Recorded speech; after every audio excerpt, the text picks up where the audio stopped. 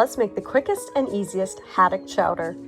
This recipe uses simple ingredients that the average household will most likely already have waiting to be used. Let's start with our veggies. First, grab a small bowl to set the veggies aside in once you chop them up. Begin by thinly slicing up 1 stalk of celery and setting it aside in the bowl, like so. Then, thinly slice about half of a large onion and throw that in the bowl as well with your celery. Follow that up with a clove of garlic, chopped finely, and toss it in the bowl as well. Once that's done, we might as well get our potato pieces prepped too. Get yourself 1 medium-sized potato, peel that skin off, and make sure you rinse it off as well. You'll want to cut your potato into small cubes. I cut mine to about this size, but you can make the pieces even smaller if you prefer.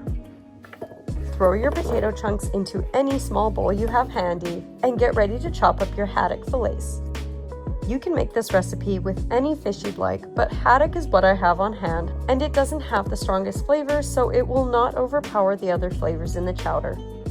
I used 2 small fillets and sliced them up into pieces about this size. Now that all our chopping and slicing is done, we can start cooking.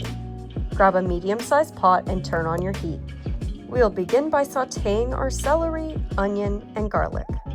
Add about a tablespoon of butter to your pot, and once it melts, you can throw those veggies in. Add some salt and pepper and mix. You'll want to sauté these for a few minutes so they soften up and release their beautiful flavors. At this point, your house is going to smell amazing. Usually I don't add the garlic in until the last 30 seconds or so of the sautéing process, but it will turn out great regardless. After about 4 minutes of sautéing, we can now add in our potatoes. Throw them in the pot and add about 1 teaspoon of dried thyme and a bay leaf to infuse some nice flavor into your chowder. Add in 1.5 cups of fish stock as well.